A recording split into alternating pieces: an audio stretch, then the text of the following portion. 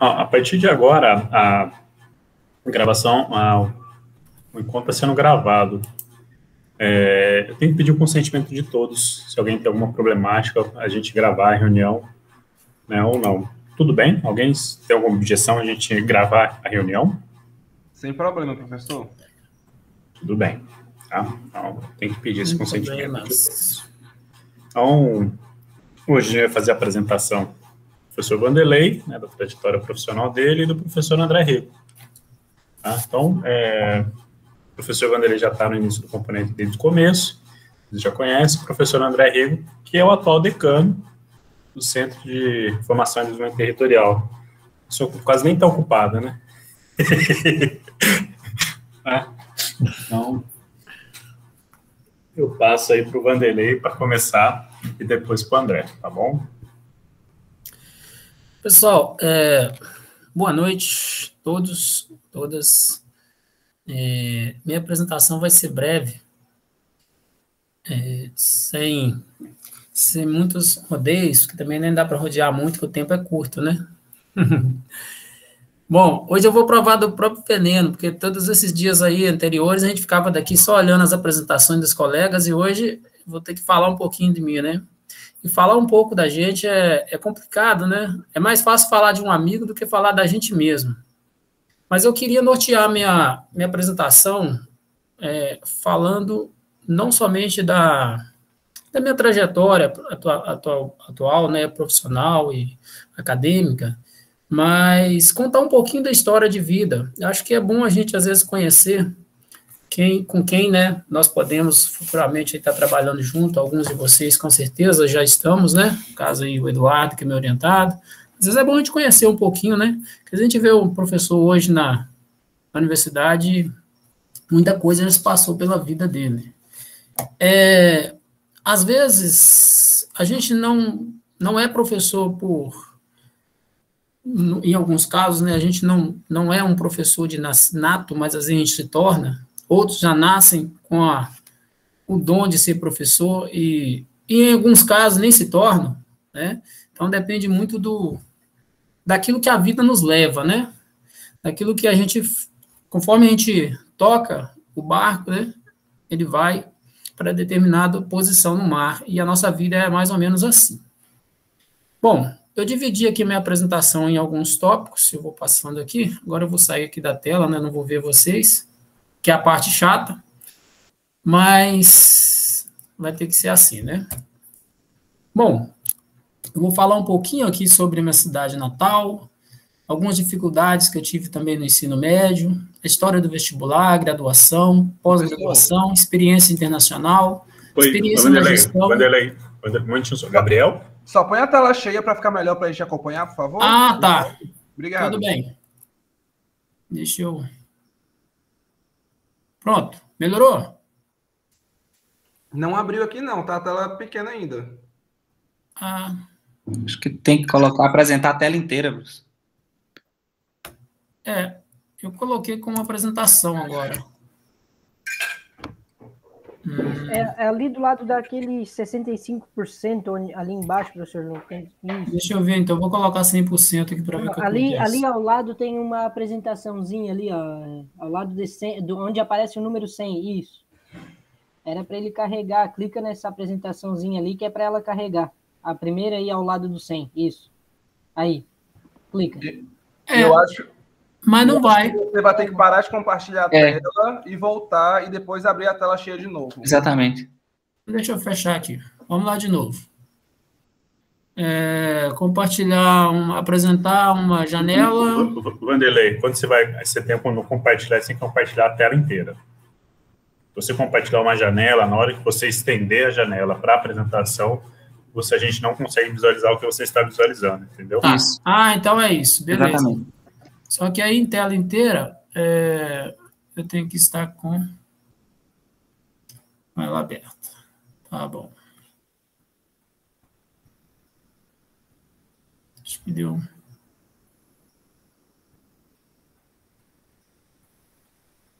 Tá, eu vou colocar aqui no modo apresentação. Vamos ver se agora vai.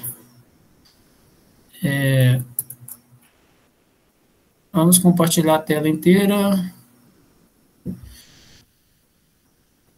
Não, não é tela inteira. Não aparece a opção de escolher tela inteira. Aparece guia, janela. Janela aparece para eu pegar a apresentação.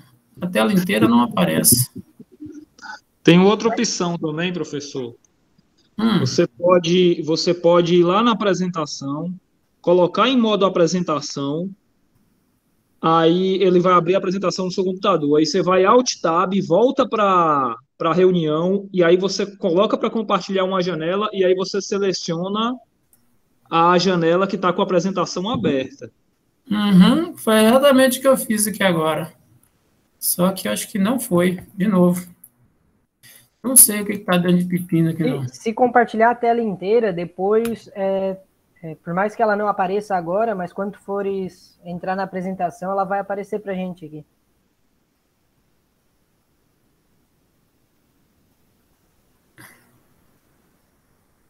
Apresentação. Vamos clicar aqui em apresentação para ver. Agora, vou ver se foi.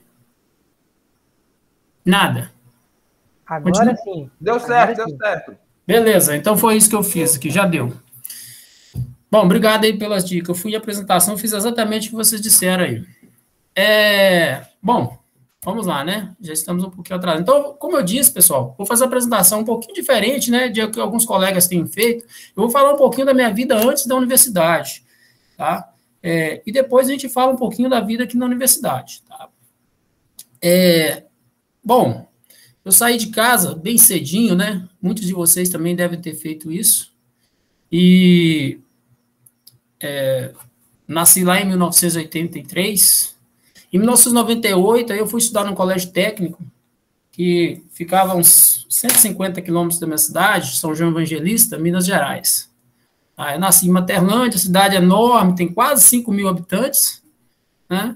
Daquelas que você entra, tem uma placa de chegada e já olha, já tem uma placa de saída. Bem legal isso, né? Mas para melhorar ainda mais a situação, eu não morava na cidade, eu morava na zona rural. Então, as dificuldades, né, que muitos de vocês também já devem ter enfrentado, de morar na zona rural. Tudo é mais difícil, a gente não tem acesso, né, à internet. Hoje não, hoje a gente tem, mas naquela época não tinha, né? 1990, nessa época aí, a internet passava longe, né? Computador, a gente ia ver um computador só quem tinha muito dinheiro, então tinha essas questões, né? Dificuldades muito grandes.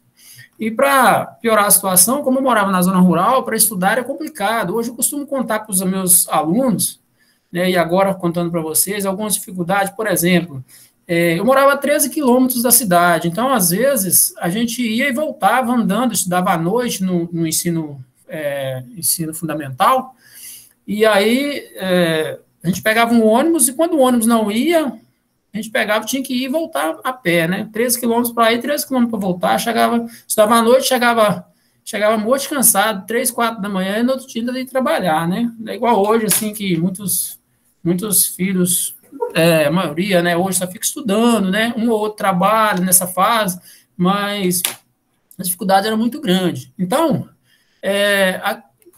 de repente apareceu a oportunidade de fazer o ensino médio no ensino técnico. E aí, ficava em São João Evangelista, a escola, e eu acabei fazendo a provinha e passei. Meu pai não queria de jeito nenhum. No dia que eu saí de casa, meu pai falou assim, olha, meu filho, eu sei que você está indo, você não volta mais. Ele não queria que eu saísse de casa, porque a ideia dele, né, aquela ideia de que quem mora na roça vai ajudar, vai trabalhar, vai mexer com as vacas, aquela coisa toda. Enfim, vou encurtar a história, porque senão a gente não termina, né, mas um dia eu posso bater um papo com vocês mais próximo e a gente conversa melhor. Bom, aí terminei o ensino médio em 2001, fiz vestibular. Naquela época era vestibular, hoje é Enem, né? Aquela não era vestibular. Como não tinha vestibular na minha cidade, então a gente tinha que ir para o Espírito Santo, na época, em Colatina. A gente foi de trem, eu e mais 4 colegas meus. A gente foi para Colatina fazer prova, eram 3 dias de prova. Também tem uma história bem interessante nesse meio aí, mas eu vou pular por causa do nosso tempo. Mas tudo com muita dificuldade, acabei passando no vestibular, né? Ainda tinha acabado o ensino médio, passei no vestibular, e aí fui fazer graduação em Engenharia Agrícola na Rural do Rio. Tá? Na graduação também a gente enfrentei bastante dificuldade, porque você chega assim, né, sem dinheiro, lugar que você não conhece, mas por sorte, a Universidade Federal Rural, ela é uma universidade mãe, cara, tem alojamento, bolsas de alimentação, aquela coisa toda que muitas universidades novas hoje não têm, tá? E é aí que eu entro na história de falar, por que eu estou contando essa história para vocês? Porque, assim, hoje na UFSB, eu me sinto contemplado com o que eu desempenho na universidade. Devido ao fato de ter estudado aí a vida inteira em escola pública, com dificuldades financeiras, dificuldades de todos os jeitos e tipos que vocês imaginarem, a gente acaba vencendo. E isso faz com que a gente tenha mais força para poder lutar por uma instituição pública e que tenha qualidade, né? E o ensino de pós-graduação hoje, né, aqui que a gente conseguiu, depois de bastante luta aí, né, o professor João Batista de frente aí sempre, e a gente aqui também junto, a gente conseguiu trazer o programa, e hoje temos vocês, né, para poder, para a gente poder tentar fazer o melhor aqui juntos, tá bom? Então, assim, a graduação, né, de 2002 final de 2006, mais ou menos, né, aí eu passei de mestrado na Exalc, Piracicaba, campus da USP, né, na área de agronomia, e aí fui fazer a pós-graduação, mestrado na área de agronomia, voltada para irrigação e drenagem. Aí tem alguns trabalhos importantes, que eu vou mostrar mais à frente. Depois eu continuei o doutorado, de 2007 a 2012, aí o doutorado foi na área de ciências, mas a área específica era a mesma, a continuidade, né? Nesse meio tempo aí, de 2012, eu tive a felicidade de fazer uma parte do meu doutorado na Politécnica de Madrid, fiquei um tempo lá, e nesse intervalo de tempo que eu estava lá, eu tinha feito um concurso, e eu tinha feito concurso, estava no meio do doutorado, para a UFBA, e aí eu tinha passado nesse intervalo de tempo, quando eu terminei, voltando em 2012, peguei o diploma, eles me chamaram para trabalhar no campus de Barreiras. Aí lá, tive boas experiências na área tanto na área de civil, que lá eu já atuava na área de civil, na área de engenharia civil, engenharia sanitária e ambiental, não tinha o curso de engenharia agrícola, né, embora fosse minha especialidade, mas acabei atuando bastante na minha área que eu desenvolvi na pós-graduação também. Bom, e aí começa então a minha carreira, né? Aí começa a minha carreira, da qual eu vou começar a falar para vocês agora, que são as experiências, um pouco da experiência em gestão, um pouco da experiência em docência e pesquisa. Bom, na gestão, né, aqui na UFSB a gente faz muita coisa, né? Mas antes de chegar na UFSB, eu vim da UFBA, que depois virou o FOB, né, Federal do Oeste da Bahia, fiquei por lá 3 anos, e lá eu atuava na coordenação do curso de Engenharia Civil, era membro de vários colegiados, né, colegiado de Engenharia Civil, Sanitária e Ambiental, e também a gente já tinha lá o programa de pós-graduação em Ciências Ambientais, né, então lá a gente já atuava também, né, no meu caso, já atuava bastante no programa de pós-graduação, com orientações de mestrado, bolsistas de iniciação científica e por aí vai, né. E na UFSB, em termos de gestão, né, gestão de curso, eu falo a questão de colegiado, participação em colegiados, parte de coordenação, né. Atualmente também estou aqui na coordenação do curso de Engenharia Civil, faço parte aí de vários colegiados aí, aqui pelo menos 3, e aqui no programa de pós-graduação, que a gente está aí tentando levar o programa, né, para um nível de excelência. Bom, áreas de atuação são, né, como eu sou engenheiro agrícola e comecei a permear por várias outras áreas, né, principalmente depois que eu entrei na universidade, aí então o meu leque de áreas aumentou, né. A gente tem aqui a área de manejo e tratamento de resíduos sólidos e líquidos, reuso de água, monitoramento ambiental, irrigação e drenagem, manejo de conservação do solo, manejo de conservação dos recursos hídricos, processamento de imagens, espacialização de dados hidroclimáticos, hidráulica, prototipagem, desenvolvimento tecnológico, eficiência do uso da água, saneamento ambiental e agroecologia, né? Desses aqui, tem alguns que, né, como a gente trabalha com várias áreas, mas sempre vai ter uns 3 ou 4 aqui, que são aqueles que a gente dá mais enfoque, né? A parte de hidráulica, a parte de agroecologia, que, né, falhou, que não falei, mas também, né, faz parte do programa de especialização em agroecologia, orientações, e aqui a gente acaba atuando, né, mais pelo lado da agroecologia, a parte hidráulica, que trabalho muito, a parte de manejo de resíduos, e a parte de desenvolvimento tecnológico, prototipagem, eu gosto muito também. Tá? Manejo de conservação do solo e da água, direto. Eu trabalhei bastante com manejo de conservação do solo e da água desde o ensino de graduação, na parte de iniciação científica. Então, são áreas aqui que dá para desenvolver bem.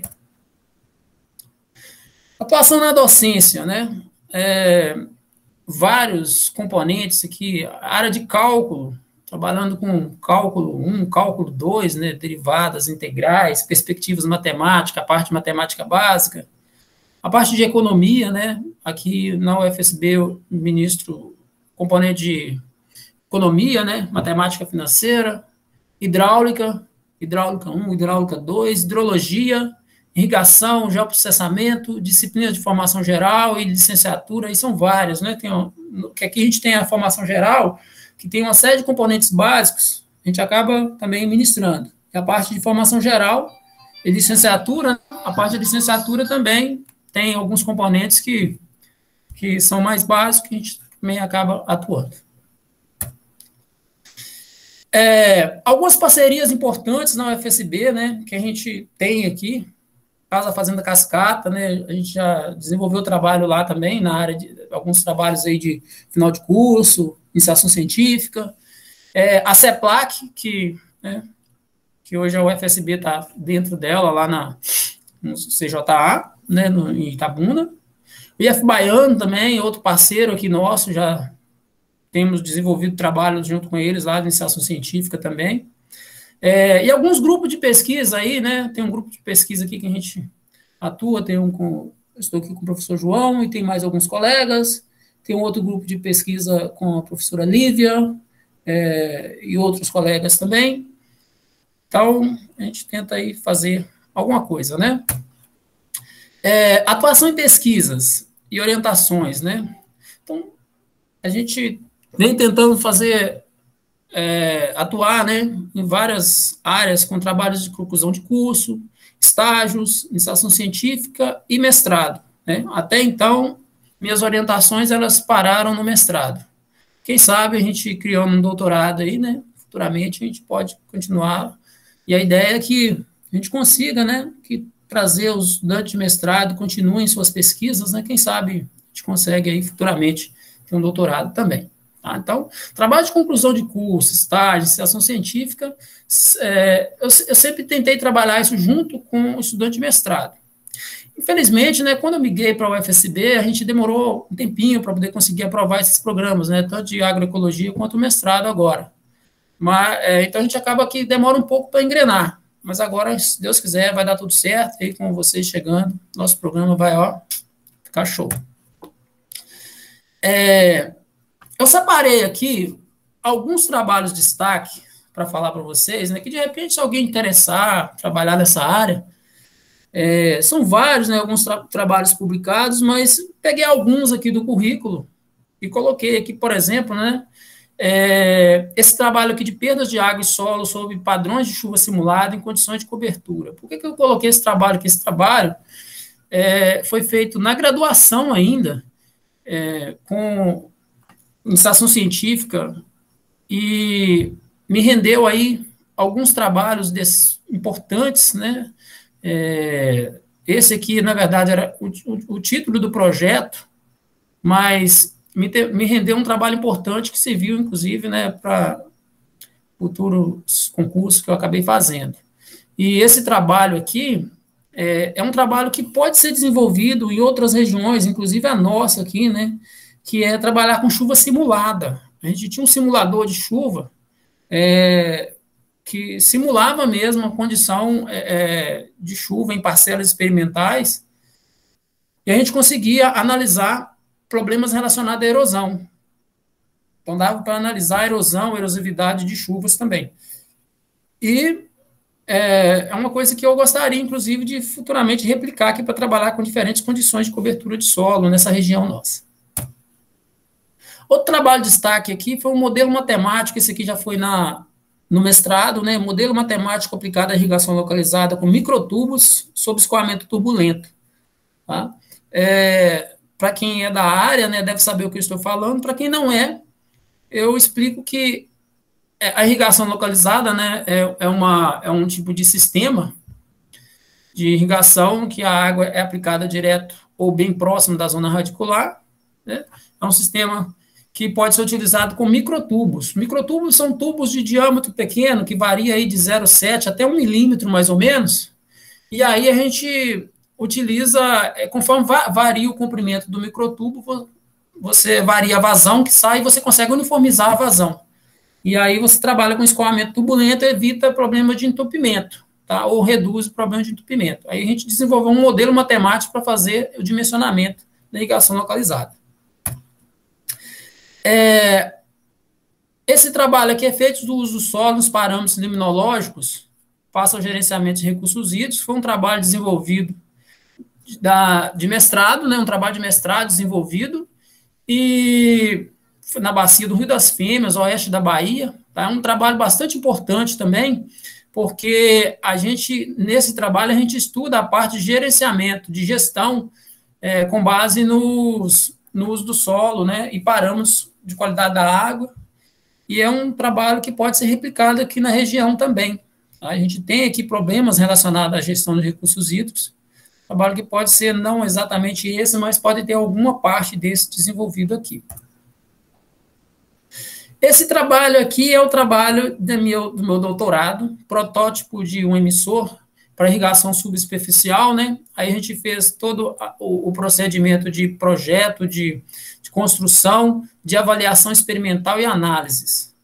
Esse trabalho é o trabalho que eu gostaria de continuar. Mas, infelizmente, né, a gente vem para as instituições mais novas e a gente não tem uma estrutura como deveria, né, ter.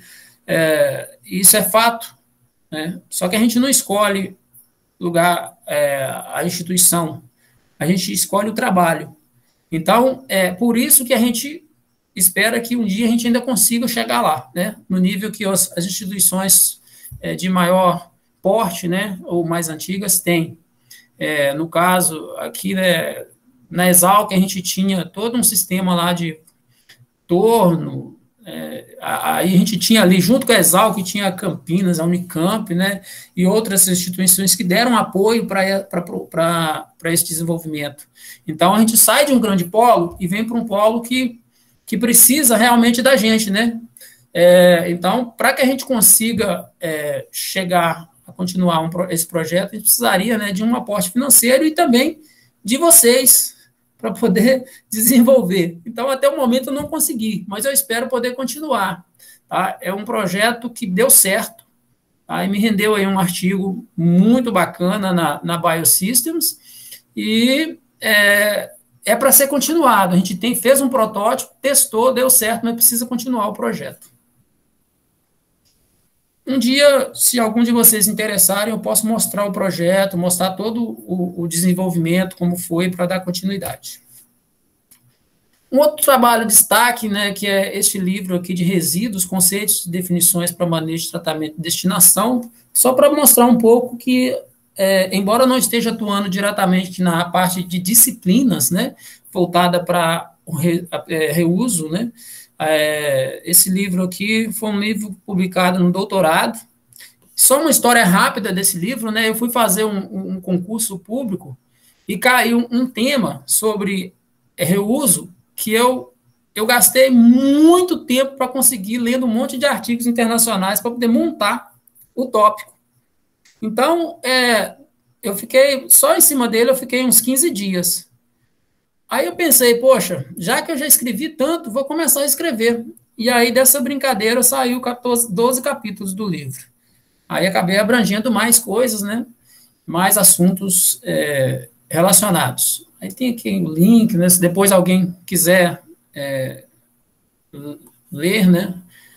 Eu acho que eu ainda tenho, não tenho certeza, mas eu acho que eu ainda tenho um exemplar dele aqui, que na época eu acabei pegando, mas já dei um monte para outras pessoas, talvez eu ainda tenha um, se alguém depois se interessar. Bom, eu não quis me delongar muito, vou voltar aqui com a tela agora, para poder falar um pouquinho para vocês, que aqui é o seguinte, a gente trabalha com muita coisa, é um programa multidisciplinar, né? E a gente acaba tendo que chutar para todos os lados, né? Aprender um pouco e passar um pouco de conhecimento. Eu sempre digo que nós, professores, não somos aqueles que somente passam conhecimento, né? É uma via de mão dupla e a melhor forma da gente aprender, né, tanto o docente quanto o discente, é a gente usar 3 princípios básicos, né? Aquele princípio mestre-discípulo, que vocês já devem ter ouvido falar, que é quando você vai, só pega o conhecimento e leva para você. Alguém está falando e alguém está recebendo, né? O autodidata, que é aquele que precisa correr atrás, e a mistura dos dois, né? A gente não pode nem ser autodidata só, porque é muito difícil ser apenas autodidata, mas também ser só mestre-discípulo é difícil. E eu queria também falar para vocês que não existe dificuldades que não possam ser vencidas, tá? Não dá para contar toda a história aqui, né? A gente tem todo um processo de dificuldades, não só na vida acadêmica, né? Quando, no meu caso, como eu contei para vocês, você vem lá de uma cidadezinha, do interior de uma cidade de 5 mil habitantes, para poder conseguir chegar em algum lugar na vida, mas não existe impossibilidade para nada. Então, assim, às vezes, a gente acha que algo está tão distante, mas não está. Então, vocês aqui no mestrado, certamente tem várias histórias, né? Nós temos aqui, cada um deve ter uma história de vida também bem legal. Acho que eu adoraria ouvir todas elas um dia.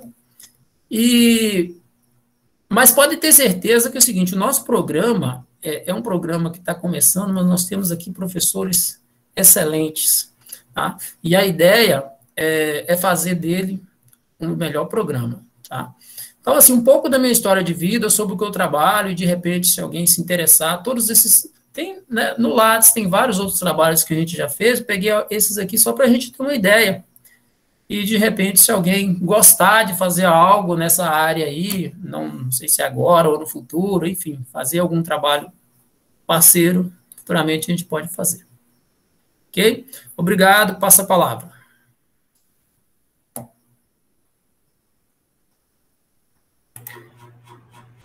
Obrigado, Vanderlei, pela contribuição, pela história de vida, né? Sei que foi difícil, né, para ti. Você conheceu a sua história, você já me contou. Né? Te conheço antes de vir para a UFSB, né? Em Barreiras. Né? Então, uma bela história aí, né? Eduardo, Eduardo que está com um bigodão aí estiloso hoje. Pode falar aí, bigodão. Tá diferente da entrevista, né? Que ele fez entrevista com a gente, não foi? Foi. Mas primeiro te parabenizar, né, professor, pela trajetória, não só acadêmica, mas de vida, tu contaste um pouco agora, né? Te falar que eu vou querer te perguntar mais nas nossas orientações, né? Porque não chegamos a discutir esses pontos, enfim. Eu fiquei com uma curiosidade só da tua trajetória acadêmica, né? Porque tu estavas na UFBA, né? E depois tu foste para o FSB. E eu queria saber o que te fez migrar. Tu já eras concursado lá? Exato, Eduardo. Já era concursado. é que é o seguinte, a gente, na universidade, né, Universidade de Ensino Federal, você tem a possibilidade de ser redistribuído, né, pedir que a gente chama de... Existem duas modalidades, remoção e redistribuição. A redistribuição é de uma instituição para outra. E, neste caso, foi simples, questão família. Questão de família. Isso pesa muito, né? Barreiras para a minha cidade estava 1.300 quilômetros. A possibilidade de vir para o UFSB me reduziu metade. Então, assim, o que eu gastava em 2 dias, eu faço em 1 dia de carro. Foi basicamente isso. Barreiras é uma região muito boa, tanto para trabalho de pesquisa, né, tem muito campo de trabalho, principalmente na minha área lá. Só que, às vezes, você tem que deixar. Aí vem uma coisa muito interessante, porque, assim, lá a universidade já estava bem mais adiantada do que o nosso campus hoje. Mas realmente a família pesa muito para você. A distância da família às vezes pesa. Entendi. Como teu orientando, professor, eu vou reforçar aqui para os colegas também, porque até não comentei com eles isso, comentei com o professor João, né?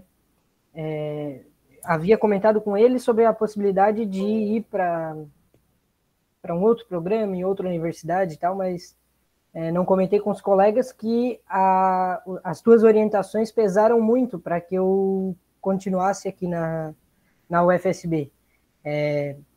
Te falar assim, que na graduação, eu tive um professor que me orientou no trabalho de conclusão de curso, que ele foi muito bom, assim, também, me deu muita autonomia para escrever e tal, mas que ele não teve uma atuação, assim, igual a que tu estás tendo até o momento, de orientar e desorientar, né, em alguns pontos, né, e eu acho que isso é bastante importante. Quando eu cheguei para a gente discutir aquele primeiro modelo do pré-projeto lá e tal, estava algo muito fechado, e na minha cabeça eu assim, poxa, esse aqui é o projeto perfeito da minha vida e tal, e agora a gente está construindo algo que me parece muito melhor, né? Então, era isso, te parabenizar pela atuação e agradecer ao UFSB o privilégio de ser teu orientando nesse programa de mestrado. Poxa, eu vou cair aqui. Muito obrigado.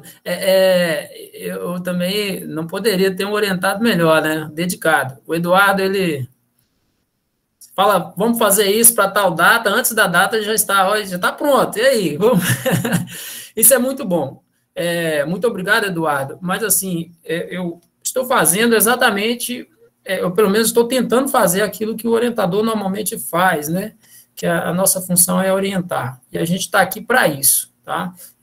Para mim, é um prazer. Eu adoro trabalhar com pesquisa, adoro trabalhar com ensino e gestão também, como eu até coloquei aqui na apresentação. Mas o que eu puder fazer para a gente fazer o melhor trabalho, nós vamos fazer, e essa é a ideia. E também, pessoal, não só para...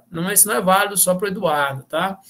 Aqui, eu acredito que os colegas também compartilham, é muito comum você ter algumas dificuldades que o seu orientador, talvez, né, não foge um pouco da linha dele. Então, no que precisar, que estiver ao meu alcance, podem procurar, que é para isso que eu estou aqui, tá? Também serve para todos os colegas.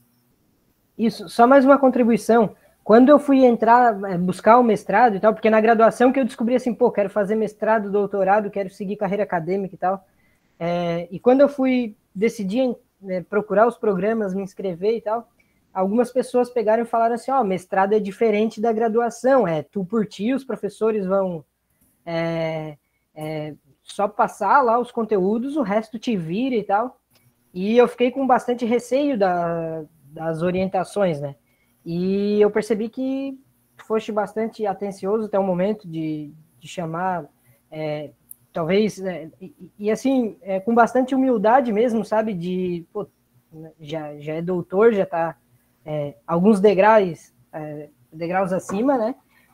E em nenhum momento tentou impor alguma discussão e tal, né? Mas trouxe para reflexão, fez refletir mesmo e a gente buscar um caminho conjunto, né? Então, parabenizo mais uma vez. Muito obrigado, estamos juntos.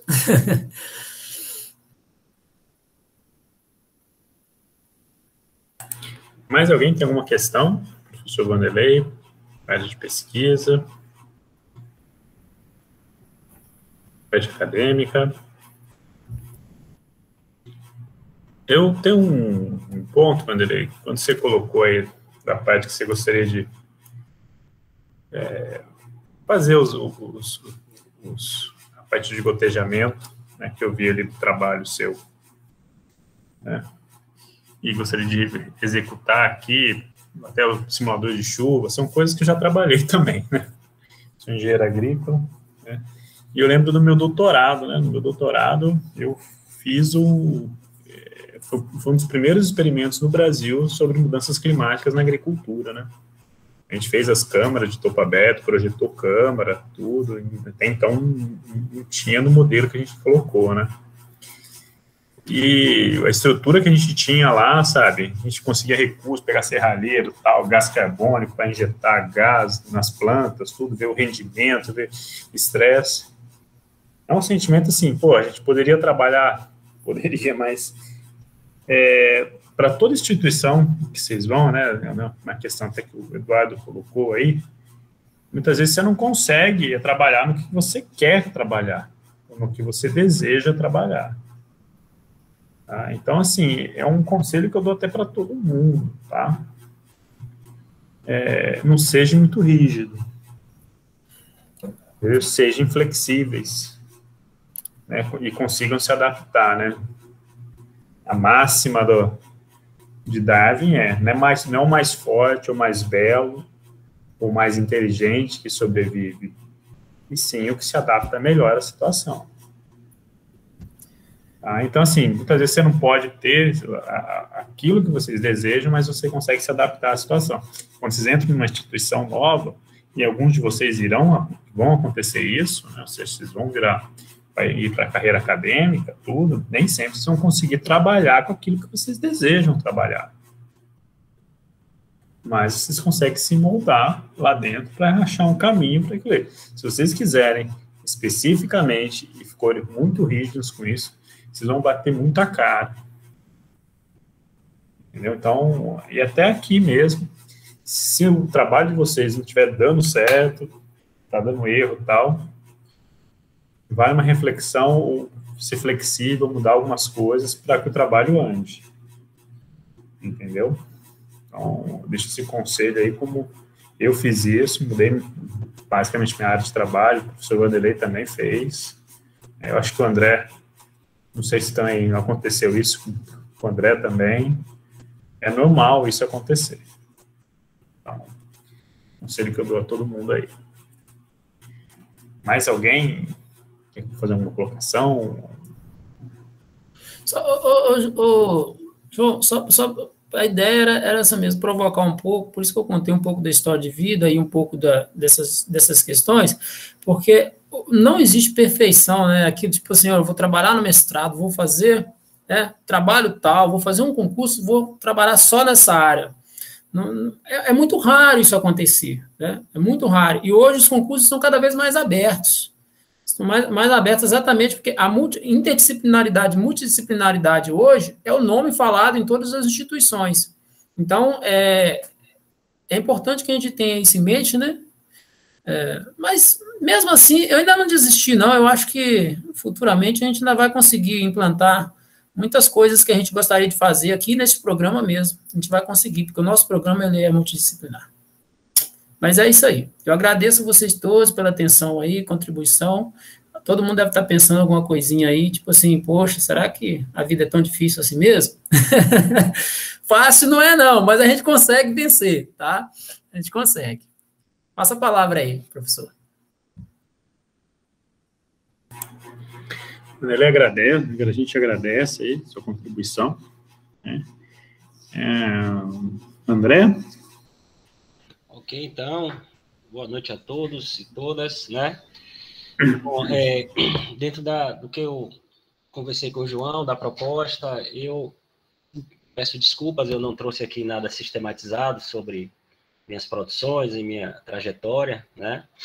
Eu pensei em fazer um bate-papo aqui mais livre, né? Até destoando um pouco do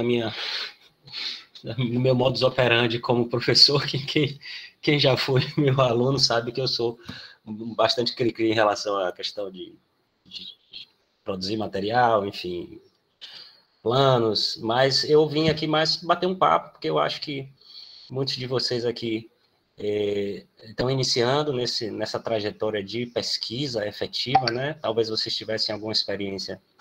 Falo dos que ainda não ingressaram em algum mestrado, em alguma pós-graduação. A gente sabe que tem um perfil muito diferenciado aí. Já tem estudantes aqui que já têm uma experiência em alguns programas, né? Outros estão adentrando, como é o caso aí do Eduardo, que ele deu o relato, né? E pode ter passado no máximo por uma iniciação científica, né? Participado de grupo de pesquisa, mas aqui o nível é outro, né? A intensidade da pesquisa é diferenciada. Então, a ideia é a gente fazer um bate-papo de como é a nossa experiência, né, para trazer algumas mensagens para vocês que estão adentrando nesse universo, né. E aí me vem à mente assim alguns pontos de reflexão, né, que são pontos de reflexão mais gerais, certo? Mas que eu acabei vivenciando e talvez eu possa dar uma visão assim, se não privilegiada, um tanto quanto interessante sobre isso, né? Porque eu vivenciei.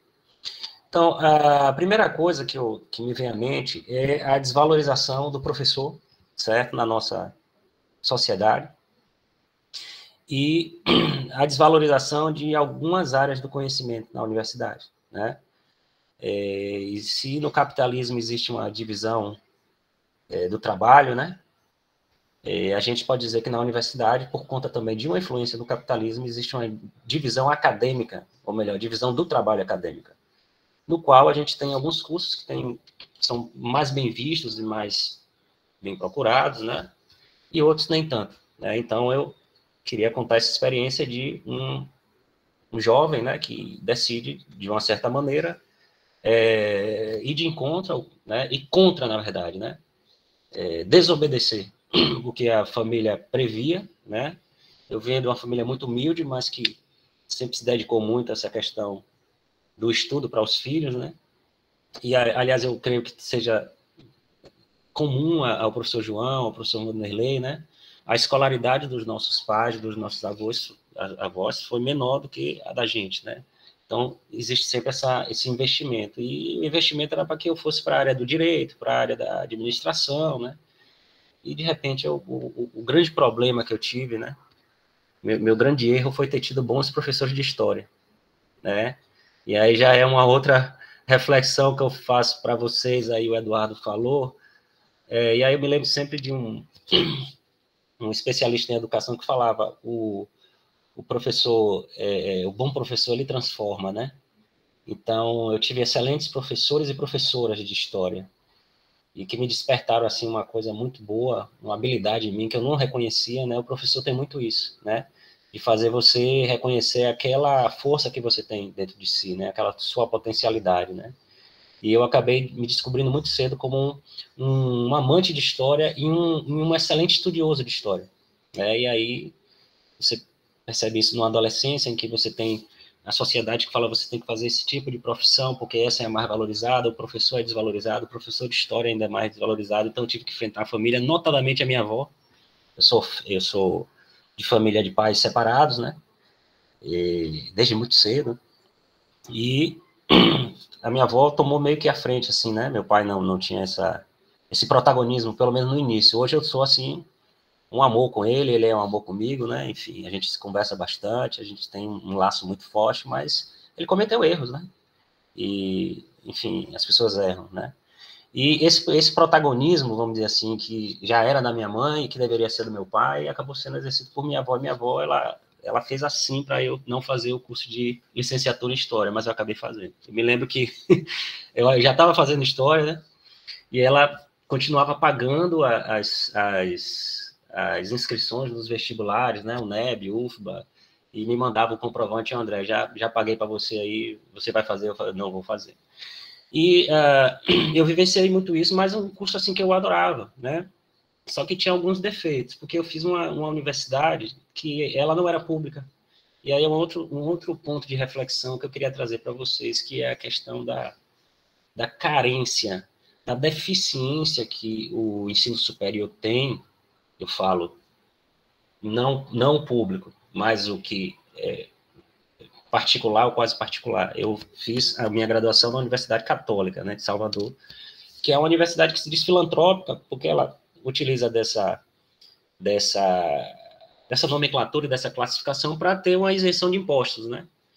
Mas, no fundo, ela funcionava como uma faculdade privada, e a gente sabe que muitas faculdades privadas, não digo todas, mas muitas, investem mais na questão do ensino e muito pouco da extensão e na pesquisa. Então, minha formação foi de uma pesquisa deficitária. Eu aprendi a ler textos, né? Aprendi a discutir, aprendi a debater, mas, de uma certa forma, eu estava reproduzindo conhecimento. Eu não aprendi a pesquisar. Eu fui aprender a pesquisar quando eu entrei no mestrado da UFBA, né? E ali sim, ali que foi complicado, né? Mas eu tinha também em mente que eu só aprenderia a ser um bom professor, razoavelmente um bom professor, se eu fosse desde cedo para a sala de aula. Eu tive professores que ministravam disciplinas de didática, né? Porque quem faz licenciatura tem as disciplinas de conteúdo, tem a disciplina didática. Hoje a gente quebra um pouquinho esse paradigma, porque a gente tem aquela prática na sala de aula, que é você refletir, fazer uma mistura de ensino com pesquisa, ou seja, você reflete sobre a sua atuação na sala de aula, que no caso da UFSB, das licenciaturas aqui, a gente tem os laboratórios, né, que é essa ideia de quebrar essa dicotomia entre pesquisa, ensino, ou a formação do pesquisador e a formação do professor. Então, jogar o professor e o pesquisador como se fossem parte de um mesmo processo. Então, eu sempre... E aí, desde cedo, 23 anos, 24 anos, eu já caí na sala de aula, né? E, nossa, eu tomei muita porrada, né? A gente só aprende a ensinar ensinando, né? A gente tem que ter a teoria, né? Não adianta lá sair só com a vontade, com voluntarismo, mas a gente tem que ter a prática também. Então, eu tomei muita porrada, desvalorizadíssimo, cheguei a ganhar 4,50 de hora-aula, né? Porque não dava para nada. Mas eu sabia que ali eu estava fazendo por experiência, né? Eu lembro que no início eu fui eleito o pior professor da escola, né? Você imagina isso para uma pessoa que está começando, né? É tudo que ela diz assim, ó, quero ir embora, não quero mais fazer licenciatura, enfim. Mas aí a gente persiste, e a gente acaba entendendo, assim, com o suporte da teoria, mas com o pé na prática, né? No chão da sala de aula mesmo, na escola, a gente acaba entendendo os detalhes do que é o ensinar. Então, com certeza eu não entendi tudo, mas algumas coisas eu entendi, e isso me ajudou bastante, né? E aí eu tive essa trajetória, me formei, eu acho que em 2003, né? E acho que eu fiquei de 2003 até 2007 só nesse processo de sala de aula, né? Que eu achava que eu adorava, tal, aí, como eu tinha uma certa disciplina, né, e aí eu queria depois falar sobre a questão da disciplina, que é muito importante nessa etapa que vocês estão, é importante em tudo, né, já dizia a música do Renato Russo que disciplina é liberdade, né, mas, em especial na questão da pesquisa, a pesquisa não é uma atitude, a pesquisa não é uma ação, a pesquisa é uma rotina, é um hábito de vida, né? Então, aí eu cheguei até a galgar cargos de coordenação, enfim.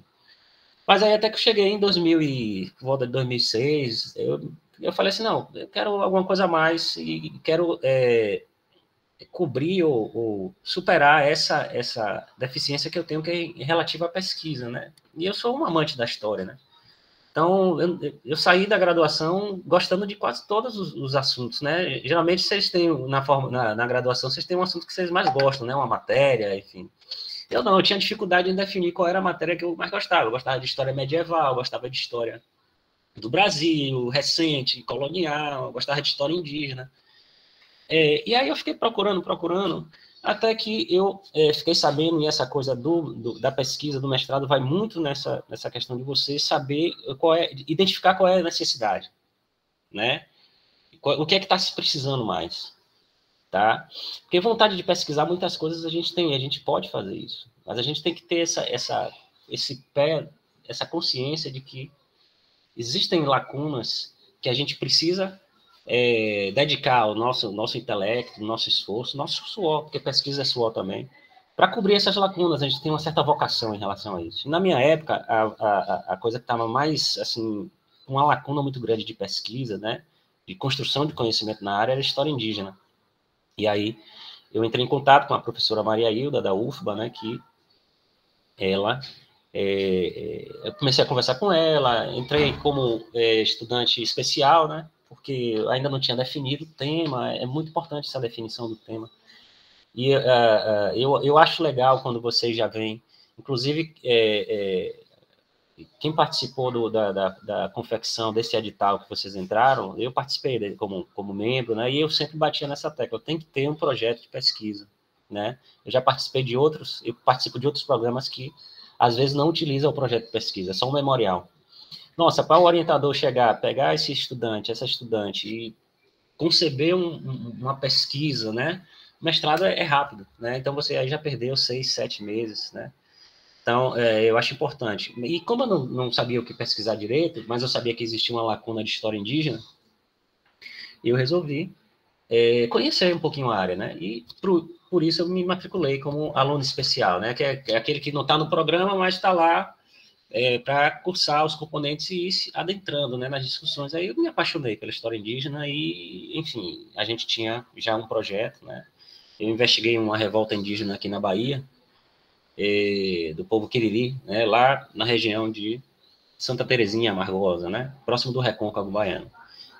Então, aí eu queria contar a fase da dificuldade da pesquisa e da importância de você ter uma universidade, uma graduação, dentro de uma universidade que fomente, valorize, construa toda uma estrutura e toda uma organização para que vocês desenvolvam esse lado da pesquisa e da extensão, porque hoje em dia, e depois no final, na pontinha ali, a gente vai falar sobre mudanças, né, de sair da caixinha, né, parece um papo de coaching, mas eu odeio essa palavra, coaching, mas essa ideia de sair da caixinha, ela é necessária, né, eles se apropriaram disso, mas não é deles não, é da vida mesmo, né, então, eu tive muita dificuldade, né? Então, e aí quando eu chego no mestrado é que eu realmente comecei a pesquisar. Comecei aqui, no caso da história, né? Vocês pesquisam lá o clima, né? Fazem a medição lá, o volume da água e tal, o solo, né? No caso da gente, a gente vai para os documentos históricos, né? Como eu estava no século XIX, eu tinha que pegar aqueles documentos lá antigos, ia no arquivo, né? E a dificuldade foi enorme. E, assim, um dos grandes, assim, um dos ritos mais cruéis, eu achei assim. Cruéis não, mais dolorosos, né? Dolorosos por quê? Porque eu não tinha uma preparação para isso, né? E aí eu apanhei muito, né? Apanhei pra caramba na qualificação. A qualificação é o momento que geralmente a galera apanha muito, porque não estou botando medo em vocês, não, estou preparando o terreno para vocês. Porque geralmente, Tainá tá dando risada aí, né? Geralmente é o primeiro contato que vocês têm com a banca, né, que vai. E no caso da UFBA, né, da Federal da Bahia, era na qualificação que eles faziam todo o processo de tentar lapidar aquela pesquisa, né? Ver o que estava errado. É o primeiro contato que você tem, você está todo inexperiente, verde, não sabe nada de pesquisa, e eu mais ainda que vim numa uma universidade que, na verdade, escolarizava o segundo grau, né? É uma escolarização do segundo grau, nas palavras de Marilena Chauí, né? Não era uma universidade com pesquisa e extensão, era inflacionava o ensino em detrimento das outras dimensões da formação acadêmica. Então, nossa, eu levei porrada. E lá na UFBA era assim, que eles deixavam a qualificação, alguns programas colocam a qualificação para ser pública, né? E aí você tem aquele teatro, você não vai bater muito forte, se é público, vai ficar meio que vexatório, né? Mas a qualificação da UFBA era fechada, era só a banca e o candidato, o qualificando, né? Nossa, e aí eles aproveitavam para descer a lenha, para descer né? Mandar ver, e assim, você sai assim, você entra eu entrei olha que inocência, né? Eu entrei na sala, todo, né? nossa, eu vou apresentar um trabalho, sair todo borocochô, né? Só que aí o papel do orientador, né? O Eduardo falou aí do papel do Vanderlei, né? Enfim, com certeza, excelente professor. E o papel é esse, é mostrar que as coisas, né? Cada programa tem um rito, né? E esse mundo acadêmico, de uma certa forma, ele é muito eivado de vaidades, né? Aqui, né, pelo menos no nosso campus, no nosso programa, né? Até no PPGR, né, que eu faço parte também do mestrado profissional, ensino em relações étnico-raciais, que é um outro desafio, porque você tem que pensar num produto, é diferente de uma dissertação, né? A gente não vê tanto assim, mas, por exemplo, em algumas universidades mais tradicionais, você vê uma guerra de ego, né? Isso acaba respingando nessas pessoas, e a gente precisa saber conviver com isso, né? Então, a minha orientadora foi fantástica nesse sentido também, além dela ter um conhecimento enorme, né? Como o Vanderlei está aí para o Eduardo, e também como o Vanderlei está sendo para você, ele está mostrando, né? Tem uma empatia e está mostrando todos esses caminhos aí que acaba acontecendo, esses conflitos. E aí, de posse disso, eu caí mais ainda, mergulhei mais ainda na questão da pesquisa, comecei a aprender. Realmente, por exemplo, eu me lembro de um membro da banca que falava assim: André, você pegou aqui o documento, você colocou o documento quase transcrito aqui, você não avaliou, você poderia esmiuçar, se você pegasse e esmiuçasse, você iria ter quase um capítulo inteiro só desse documento aqui. Eu falei, pô, é assim, mas eu não sabia, né? Então, esse traquejo com a pesquisa eu ganhei na marra, né? Mas e aí, pronto, fiz uma dissertação legal, e aí eu me senti assim, eu sabia que eu não tinha tempo, né? E aí é uma coisa que vocês têm que ter sempre na mente de vocês. Sejam amigos do tempo, saibam utilizar ele a favor de vocês. Então, o que é que eu pensava? Eu tinha, nesse afã de ganhar essa experiência na pesquisa, eu caí no arquivo. Eu fui lá no arquivo público, na pesquisa empírica mesmo, né? Como se vocês fossem pegar aqueles dados todos, pesquisar, fazer a medição. Eu fiz isso muito. Diuturnamente eu ia lá para o arquivo público do estado da Bahia e para outros arquivos, né, outros acervos, para fazer essa pesquisa. Então, olha a questão do tempo. Isso é importante para vocês. Aí eu lembro que eu estou sabendo aqui que os professores das disciplinas de vocês, dos componentes, já estão mirando os trabalhos de vocês para compor o trabalho, a dissertação, né? Isso é fundamental, né? E vocês também têm que ter esse espírito. Não pode ser só o professor e vindo lá, você fala, não, todo esforço que eu fizer, ou pelo menos a maior parte do esforço que eu fizer, é para compor a dissertação, certo? E aí só que aí eu já estava pensando além, porque eu cheguei assim, olha, eu consultava, via os documentos e falei, esse daqui tá bom para minha dissertação, mas eu quero ir para o doutorado, porque na minha área só é gente, academicamente falando, quem tem um doutorado. Em história só é gente, só começa a conquistar os espaços quem tem um doutorado. Então eu sabia que o mestrado não poderia ser só. Não estou dizendo que é o caso de vocês, estou dizendo na minha área.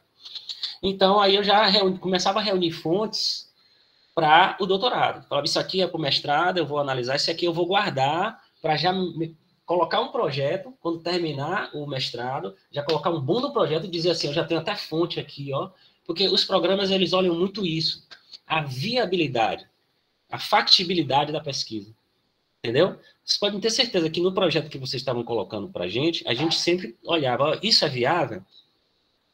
Dá para fazer em 2 anos?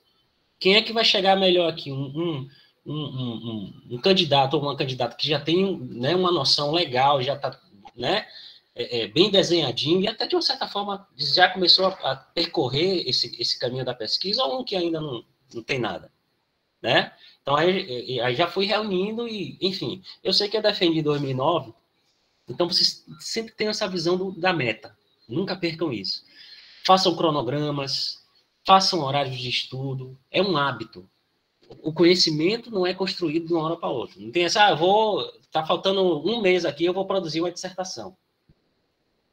Quase que de regra não funciona isso. Vai construindo aos poucos, vai tirando suas conclusões aos poucos, cada dia, né? É preferível você distribuir bem o estudo ao longo da semana do que você estudar aos sustos, né? Tipo, perder noite, né? Virar um dia todo estudando. Tem uma hora que o orgânico não funciona, né? E aí eu já mirei, aí eu passei, defendi, passei, né? Isso foi em 2009. E aí, em setembro de 2009, aí quando chegou em outubro de 2009, abriu a seleção para doutorado da mesma UFBA, né? Aí já montei o projeto que eu já tinha meio que já organizado, e aí quando chegou em 2010, eu, enfim, praticamente nem respirei, já entrei no doutorado, e enfim, já foi uma outra coisa, eu já tinha uma outra noção de pesquisa, né? Dediquei bastante, né? Enfim. E aí a gente fez um outro tipo de projeto também na área da história indígena, só que eu me dei o luxo de ampliar mais a coisa, né? Ao invés de falar de uma revolta de um povo específico, eu me dediquei a falar sobre a experiência histórica indígena no século XIX, né? O doutorado é assim, bem complicado, né? Inclusive, como eu sabia que eu só ia ter chance depois do doutorado, eu nem investia nesse negócio de concurso. Cheguei até a fazer alguns, mas nem me dedicava muito, né? Só para ter a questão da experiência. E aí, quando eu defendi, em 2014, a tese de doutorado, né? Inclusive, uma coisa interessante, sempre conto isso, eu tinha tanto afã de escrever, gostava tanto de estudar esse tema, né? E pesquisava pra caramba, que eu ia descobrindo coisas legais para mim, né? Pode não ser para vocês, mas para mim era...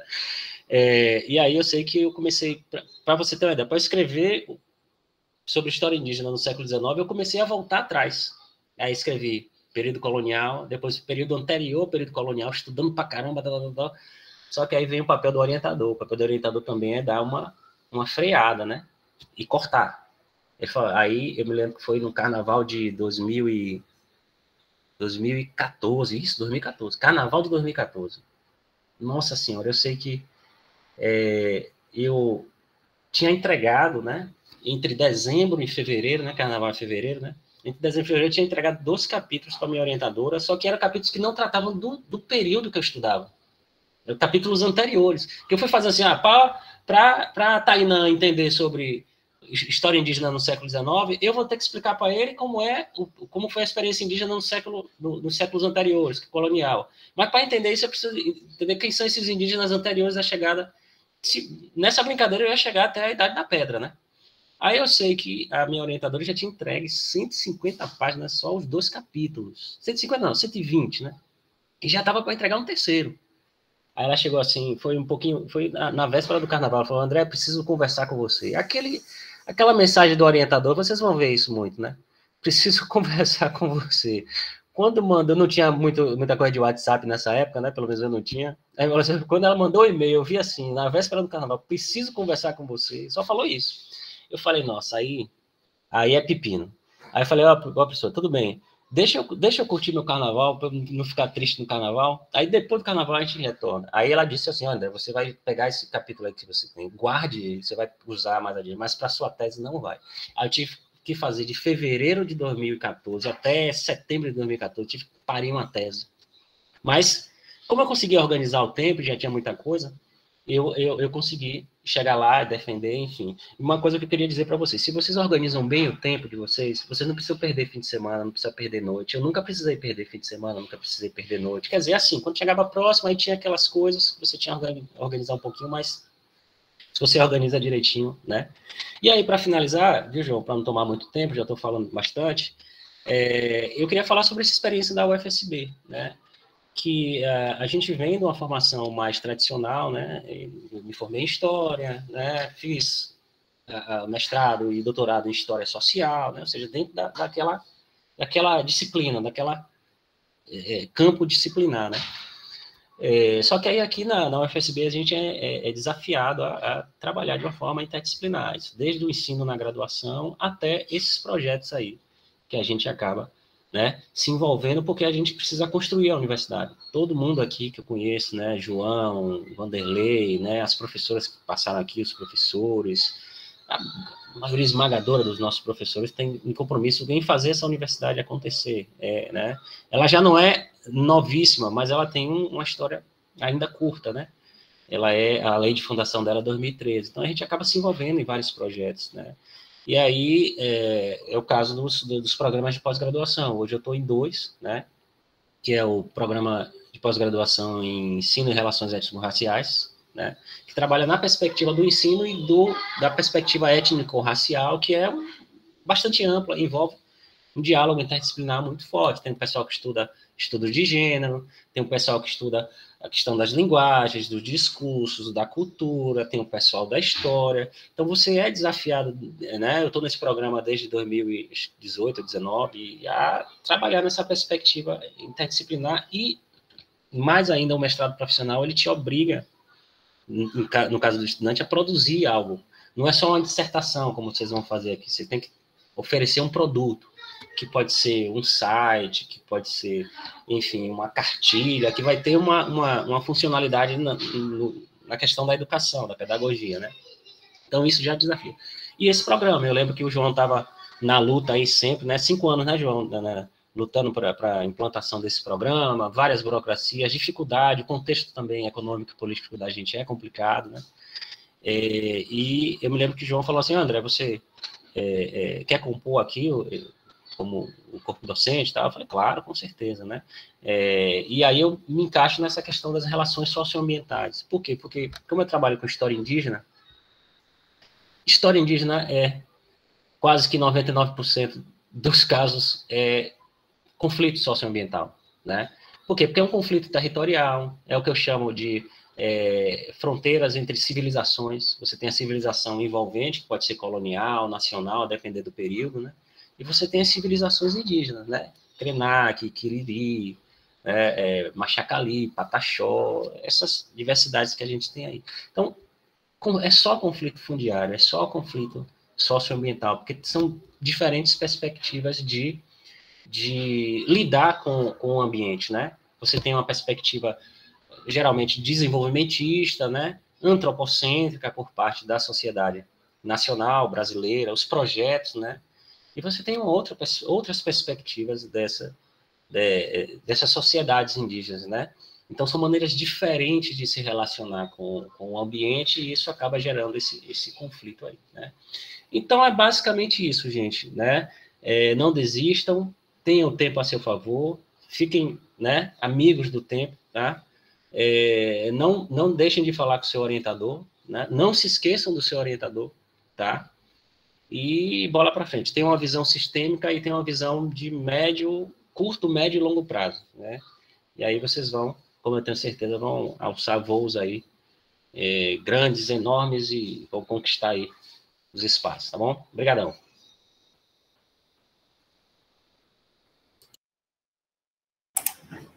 Obrigado, André, pela colaboração, né?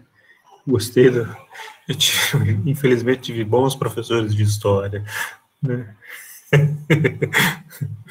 O problema foi esse, né? Se eu tivesse ruim, eu estava em outra área. Que bom, né? Que bom que eu tive bons professores.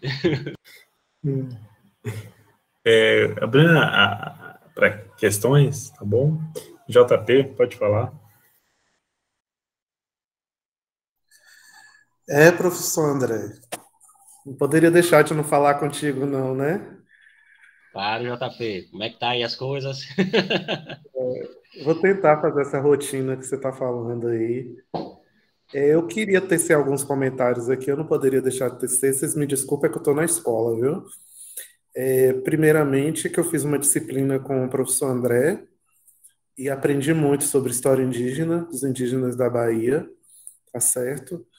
Também tive excelentes professores de história, uma das coisas que me fez querer seguir a área seria professor de história também, mas aí eu optei por geografia, né? Queria dizer que esse professor aí falou com vocês, me ajudou muito. Eu acho que ele nem sabe disso, eu já falei isso para ele, né? Um momento muito difícil foi que me colocou de novo no roteiro acadêmico, né? E eu agradeço demais, professor. Você tornou um exemplo para mim. Queria até falar com o meu orientador para ver se o senhor fazer o convite para participar da minha banca, né? Teria muito, muito gosto nisso daí, tá certo? Queria lhe perguntar uma coisa, professor. Aquela proposta que a gente lhe fez de criar um grupo de pesquisa, como é que está o andamento disso? O senhor tem visto essa questão de criar um grupo de pesquisa de relações socioambientais, não só com indígenas, talvez ampliasse para comunidades tradicionais? Como é que essa ideia, há a possibilidade de desenvolver essa ideia no contexto econômico da faculdade agora, da universidade que a gente está passando. É só o que eu queria colocar. Obrigado, professor João, também. Maravilha, maravilha, JP. Obrigado pelas palavras. Assim, e queria dizer também da minha admiração pela sua trajetória, tá? Você tem uma leitura muito boa né, das questões que cercam, né, essa ideia do território, né? O seu projeto, assim, a gente ficou muito surpreso. A mim não me surpreendeu, né? Mas a professora Guinever ficou surpresa. Nossa, porque você não conhece ele já tem uma experiência, ele já vem da UFBA, né, na discussão né, sobre essa questão de território, direito. JP é uma pessoa, assim, com uma bagagem muito legal, né? E vai contribuir bastante, tá? E sim, pode me chamar, se é o Ebert, né, que está lhe orientando? Leandro Garfo. Leandro Garfo. Se o Leandro concordar, estarei aí, né? Me sentindo orgulhoso, tá? E vai ser uma honra para mim poder colaborar aí na sua banca, tá? Em relação ao grupo de pesquisa, né, de conflitos socioambientais, perfeitamente factível, a gente sabe das dificuldades, a gente está se debatendo atualmente em relação à infraestrutura, né? A gente está construindo o núcleo pedagógico não sei se vocês já viram aquele prédio ali que está onde hoje funciona o centro de saúde, né? Então, a gente está terminando de construir, a previsão é novembro de 2022, mas a gente pode pensar em outros espaços, e a gente tem que levar isso adiante. Vamos conversar eu acho que o Ebert pode participar dessa balbúrdia, né? Acho que o Leandro também. Vamos levar adiante, é perfeitamente factível. No início a gente vai sentir dificuldade, porque eu acho que a gente não vai ter incentivos do tipo bolsas, né, enfim, financiamento, mas eu acho que o importante é a gente construir a base, né, e eu tenho certeza que você vai colaborar bastante aí, e vamos juntar esforços aí para a gente fazer esse grupo, certo? Obrigado, professor. Nada, maravilha. Eduardo? Então, professor, te dá parabéns também pela trajetória, pelas palavras que tu falaste. Eu me encontrei muito na tua fala, né, dessa história de separar o tempo e se dedicar constantemente, né, continuamente ao estudo e tal. Eu tento fazer isso já desde ensino médio e graduação, enfim, não gosto de deixar as coisas assim para a última hora e tal, e todo dia estou em contato com a pesquisa ali e tal. Foi assim com o TCC, com o pré-projeto agora, né, etc. Mas eu queria deixar uma pergunta, na verdade, para os três, porque assim, a gente teve aí a matéria de dialéticas de natureza e sociedade, né, e epistemologia da pesquisa científica, que as professoras e os professores nos pediram a elaboração de um artigo científico, né? E, inicialmente, esse artigo estava previsto para ser entregue e começar a ser apresentado no dia 12 de outubro agora, né? Ser entregue até o dia 12. E aí, a turma, né, a gente pediu a ampliação do prazo para o dia 19 do 10. E depois, lá no dia 18, ali, a gente pediu a ampliação de novo para o dia 25, e aí a gente entregou agora dia 25, começou as apresentações ontem, hoje, enfim. Isso que era um único artigo, né? Que a gente tinha que elaborar.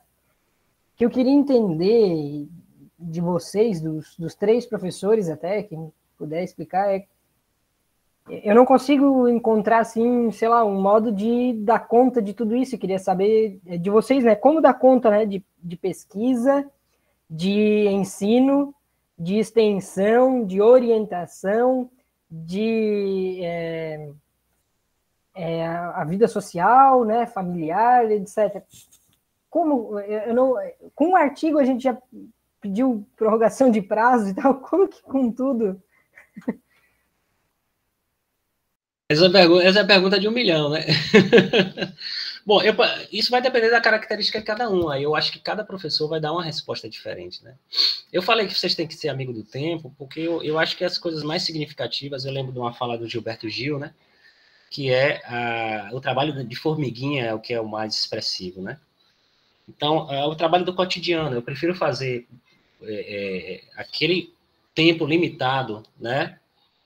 Mas fazer constantemente, entendeu? Eu acho que eu funciono mais assim. Por exemplo, eu nunca consegui, e aí vai da característica de cada um, eu nunca consegui perder noite estudando. Eu não sei, acho que eu só fiz isso uma vez, acho que eu estava estudando para o concurso daqui, algumas vezes que eu voltava tarde da escola, cheio de sono, eu olhava para minha filha e pequena, eu falei, não, tenho que ir atrás disso, né? Correr atrás, tenho que fazer o corre, né? Como diz o pessoal aí mais do Sudeste. Então, acho que algumas poucas vezes, mas eu nunca funcionei muito bem. Eu sempre funcionei, assim, estabelecendo um limite, né? Eu conheço vários pesquisadores também que fazem isso, né? Tem um pesquisador muito famoso daqui da Bahia, João Reis, né? João José Reis, que escreveu, né? O Prêmio Jabuti, né? Renomado, né? Ele falou, comigo também é assim, André, ele foi meu professor na UFMA, né? Comigo é assim também, eu estudo, digo assim, estabeleço uma meta de horário, né? Isso, Helena, aí vai de cada um também. Quando trabalho o dia inteiro, aí é complicado mesmo, aí tem que varar a noite ou pegar o fim de semana, né? Eu acho que eu talvez tenha sido um pouco reducionista na minha fala, porque tem realidades e realidades, né? Mas o que tem que é organizar o tempo e ter a disciplina. Por isso que a questão da disciplina ela é importante, né? E criar esse hábito. Eu acho que a questão é criar o hábito, certo? Se você tem a constância, mesmo que seja 2 vezes na semana, 3, né? Você consegue solidificar melhor o conhecimento. Mas, assim, aí vai depender de cada um, né? Cada um vai estabelecer seu horário, a depender também do ritmo de vida que tem, né? Tem gente que trabalha num estilo de trabalho que você tem que pegar de 8 às 18, né? E aí, como é que vai fazer, né? Então, a gente vai ter que organizar. Primeiro passo é você saber o tamanho do problema. Eu acho que no caso da gente, como a gente está tratando de disciplina, de hábito, que implica tempo, você dispor um cronograma de segunda a domingo, né? Das atividades que você faz, e você tenta, né, dar conta, perceber, olha, eu tenho que estudar para a disciplina do João e do Vanderlei tal dia, né? Eles vão passar um texto para a gente ler a cada dia e tal, né? Tem a disciplina da professora Lívia também, que ela vai, então, nesse dia eu vou estudar, né? E aí eu vou me dedicar já a começar a organizar reorganizar meu projeto que o orientador pediu, né? Já vou fazer os estudos. Agora, pense bem, viu, Eduardo, que essa discussão sobre, e por isso que o programa ele já pensa os créditos, né? Ou seja, vai chegar um momento que você tem as obrigatórias, né? E você tem que perceber que o que se exige nas obrigatórias já te serve como algo que vai fazer parte da sua dissertação. Por exemplo, essa relação ser humano-natureza, né? A dialética ser humano-natureza é o que há de mais atual de discussão sobre a questão ambiental, né? Então, eu me lembro, eu acho que você, pelo seu relato, você mudou seu projeto, mas você falava sobre horta urbana, né? Isso, o meu projeto permanece. Permanece, então, a gente só vai ampliar um pouco, até vai tratar da questão urbana é essa relação do ser humano com o meio ambiente, um ser humano que urbanizou, né? Criou esses monstros chamados cidades, né? Que reorganiza o espaço e que você tem uma tentativa aí de uma inserção de uma cultura diferente, né? De uma apropriação espacial diferente a partir da ideia de horta urbana. Então, tudo que você começa a discutir é a partir dessa dialética ser humano-natureza, que é uma coisa que tem mais atual, entendeu? Esse programa aqui, ele tem um desafio muito, muito nítido. É quebrar essa dicotomia entre ciência dura e ciências tidas flexíveis, ou às vezes na letra de algumas pensadoras, não eram nem ciências. Né? Você tem alguns intelectuais que estudam filosofia da ciência, história da ciência, né? Estudam a ciência em si, diz assim, história, sociologia, né? Enfim, não são ciências, são quase ciências, né? Então, a ideia do programa vem também para quebrar essa dicotomia, com a ideia da interdisciplinaridade, ou seja, não existe uma hierarquia entre as ciências, né? Existe um cruzamento de campos do conhecimento em favor de um entendimento mais intenso, mais agudo, mais profundo da realidade, né? Então, se você perceber, todas as linhas de pesquisa começam com essa dialética entre ser humano e natureza. Porque é o ser humano quem concebe a natureza. Então, você já tem aí uma confluência de objetivos, porque você precisa estudar para esse componente curricular, e esse componente curricular vai te servir de base para você já começar a fazer uma discussão, uma fundamentação teórica para a sua dissertação. É essa sagacidade que o estudante de mestrado precisa começar a ter, de aproveitar, de poupar os tempos. E aí vai chegar um momento que você vai começar a escolher os componentes, as disciplinas, e direcionar para aquilo que você quer, né? E colar no orientador e vai embora. Esse artigo, com certeza, se você fizer pensando em aproveitar, ele vai já te servir como, talvez, uma parte do primeiro capítulo da sua dissertação, né? Enfim, não sei se eu respondi. Eduardo, você tinha levantado a mão novamente. Você tem mais alguma questão? Isso. Não, é que a pergunta era mais assim, no sentido de trabalho mesmo, de ser professor, de estar professor, né? Por exemplo, uma situação hipotética que acorda às 7h30 da manhã para dar aula às 8 até meio-dia, à tarde projeto de pesquisa, depois extensão, orientação. Isso é assim de segunda a sexta e consegue dar conta, ou tem que furar final de semana também, né? Atuação profissional mesmo, assim, sabe? Para dar conta de pesquisa, e extensão e ensino. Você responde ou eu respondo, João? O Vanderlei. Porque assim, ó, só para contribuir, o que eu observo é que no Brasil, não só no Brasil, mas em diversos países, a questão da pesquisa, ela não está muito voltada à questão de uma busca por inovação ou qualidade e tal, mas me parece que tem uma forçação de barra em cima do pesquisador para a questão de quantidade, né? Claro, quantidade vinculada com qualidade, tal, publicação em qualizar A1, A2 e tal, para conseguir uma bolsa da CAPES, para conseguir um financiamento para um projeto, etc. Mas é a quantidade, né? Quanto mais à frente do próximo você vai estar, né? Em alguns países eu começo a ver de um modo diferente, assim, que eles priorizam algo relativamente novo. Vejo aí professores escrevendo 40, 50 livros, né? Que vão a fundo e tal.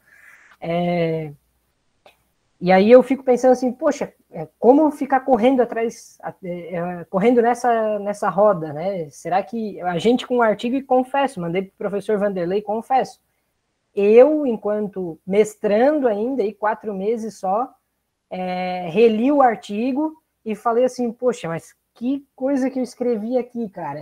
E tivemos aí 2 meses, assim, 1 mês e pouco para...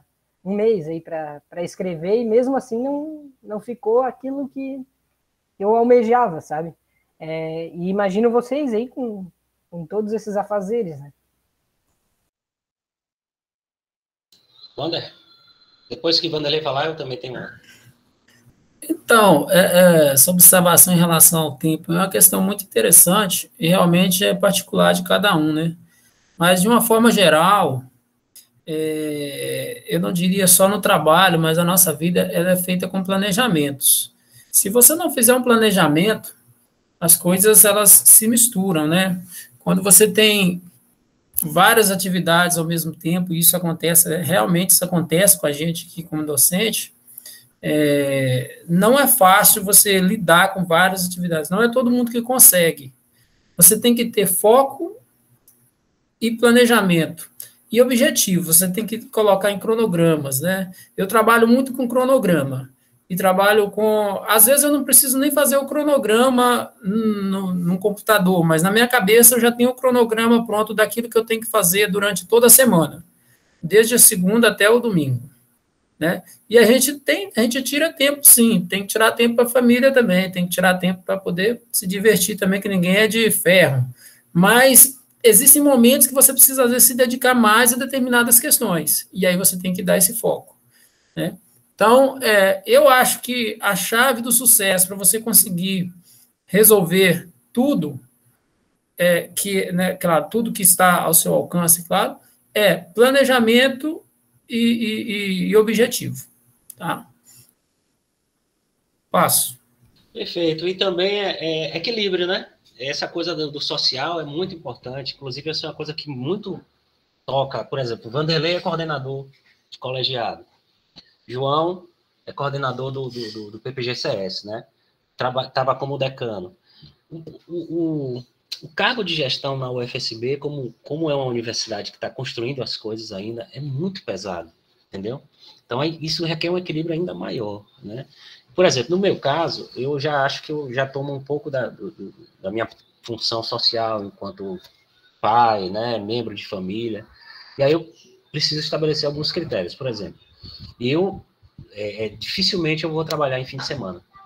Eu fico zangado quando as pessoas falam assim, vamos marcar uma reunião 16 horas do sábado. Eu falei, gente, mas eu preciso curtir a minha filha, eu preciso curtir minha família, entendeu?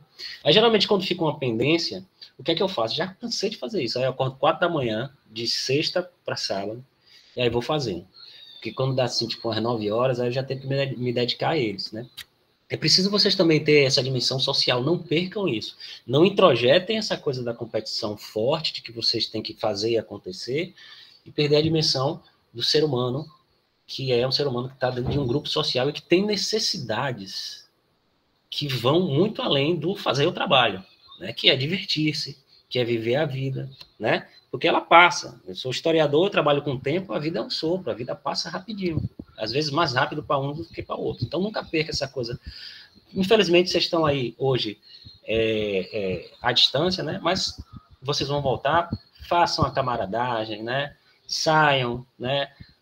Para viver a cidade de Teixeira de Freitas, né? Enfim, se reúnam, não pode perder isso de vista, né? E uma coisa que eu queria, para finalizar minha fala, que você tocou numa coisa importante, que é uma espécie de esquizofrenia que está se estabelecendo no meio acadêmico, que é essa tara pela produtividade. Tem um artigo muito interessante que a pesquisadora utiliza, inclusive, o termo masturbação acadêmica. O que é masturbação acadêmica? Com essa coisa de você ter que produzir muito, inclusive, vocês ainda não vão sentir isso, não estão sentindo isso na pele, mas, por exemplo, eu, João, Vanderlei, as agências de fomento, elas olham o currículo da gente e elas não querem saber se a gente arrebentou a boca do balão com um artigo, elas querem saber quantos artigos a gente fez. É a produtividade, é um Fordismo, um Taylorismo na produção acadêmica. E esse artigo até brincava assim, será que Isaac Newton, que não escreveu tanto assim, será que se ele fosse pressionado a escrever tanto, ele conseguiria decifrar as leis da física como ele decifrou, né? Quer dizer, então o que é que o intelectual tem que fazer? A gente que vive disso. E a gente precisa disso para ter uma melhoria de salário, a gente tem a questão da progressão, para receber fomento também das agências de financiamento da pesquisa. A gente tem que ter também uma produção. Se competir eu e João, eu tenho uma produção menor e João tem uma produção maior, não importa o que eu produzir, João vai passar por cima e vai ganhar, né? Então, aí, o que é que muita gente faz? Por exemplo, aí você tem um estudo que você está fazendo e você pode completar esse estudo com um artigo, né? Só que é melhor ter um artigo, nessa lógica perversa, é melhor ter um artigo ou eu ter 3 artigos? Ter 3 artigos, né? Então, o que é que eu faço? Eu esfacelo ele. Um artigo que eu poderia estar lá redondinho, bonitinho, objetivo, explícito, a ciência trabalha com essa ideia da difusão do conhecimento, então não pode ser uma coisa de difícil acesso, né? Por isso que quem escreve muito rebuscado não serve para ciência, né? Serve para ser erudito, mas não cientista. Então, a pessoa esfacela em estudos pulverizados, o que atrapalha a produção do conhecimento, porque você, para encontrar, era mais fácil você encontrar em um estudo só, que estava lá bonitinho, redondinho, aí você vai ter que procurar em 3, 4, né? É isso que se chama de masturbação acadêmica. Ou seja, esse é fruto de uma lógica perversa que tem se estabelecido já desde algum tempo, né? E que tem algumas instituições e intelectuais que já estão começando a se insurgir contra, né? Porque isso prejudica o progresso, inclusive. Vamos falar de uma perspectiva, né, científica. Isso prejudica o progresso, o desenvolvimento da ciência.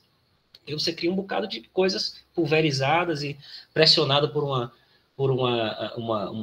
produtividade que vai gerar estudos, artigos, livros, que não vão ter um significado realmente para a humanidade, porque a ciência serve para a melhoria da humanidade, né? Então, por exemplo, tem uma, se eu não me engano, acho que é no Canadá, essa reportagem, eu vou tentar resgatar essa matéria, e aí eu boto no grupo, eu coloco para João e Vanderlei aí, para eles mandarem aí no grupo de vocês.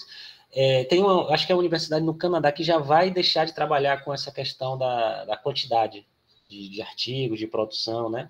Já vai trabalhar com outros critérios. Agora, o grande problema é saber quais critérios são esses.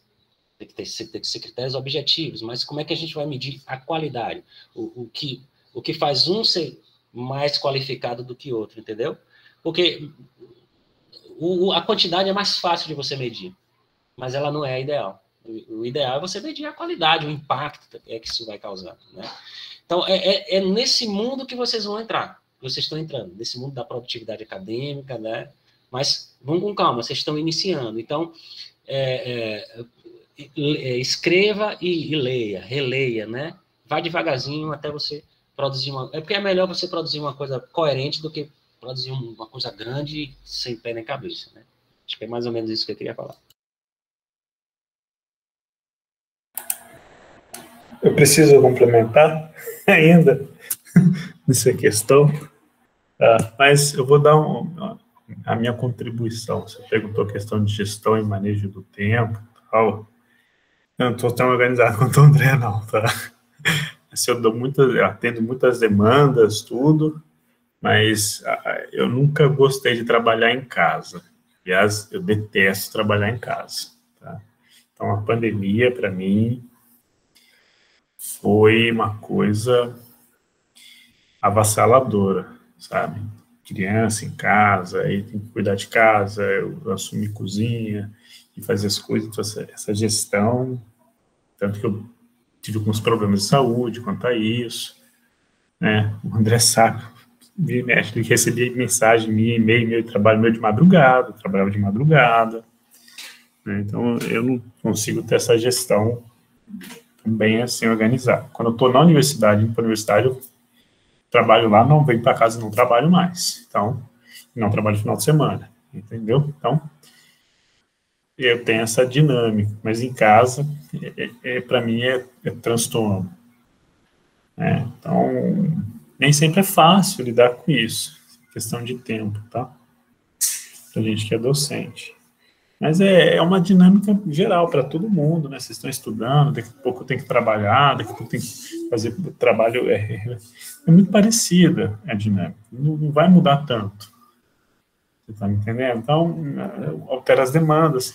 E assim, trabalhar, né, de uma forma, trabalhar ou estar envolvido com educação, de maneira geral, é trabalhar com prazos.